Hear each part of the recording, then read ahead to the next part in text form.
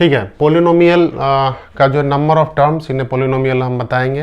जैसे मोनोमियल, जैसा कि नाम है, मोनो का मतलब होता है वन या सिंगल, जिसमें कि सिंगल टर्म हो उसे हम मोनोमियल बोलते हैं। जैसे 7x हो गया, ये मोनोमियल पोलिनोमियल हो गया। या 5x², ये मोनोमियल हो गया। जैसे सिंगल नॉन जीरो टर्म हो उसको हम मोनोमियल बोलते हैं। बाइनोमियल का मतलब क्या है, जिसमें कि दो, बाई मतलब दो, जिसमें दो नॉन जीरो टर्म हो उसे हम बाइनोमियल बोलते हैं। जैसे 7x + 5, ये क्या हो गया, बाइनोमियल हो गया। ठीक है।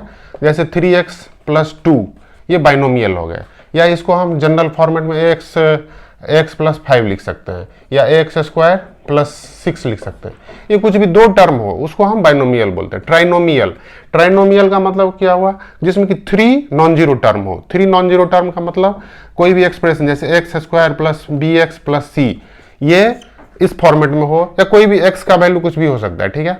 जैसे हम लिख सकते हैं 5x4 भी लिख सकते हैं, और 3x² लिख सकते हैं, और +5 लिख देंगे।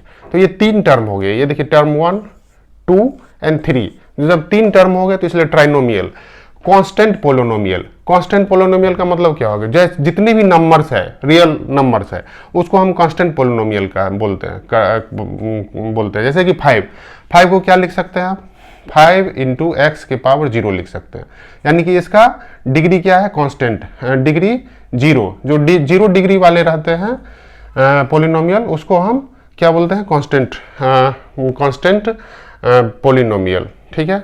अब जीरो पोलिनोमियल का मतलब क्या हुआ, जो जीरो जो है वो भी एक पोलिनोमियल का टाइप है। चलो।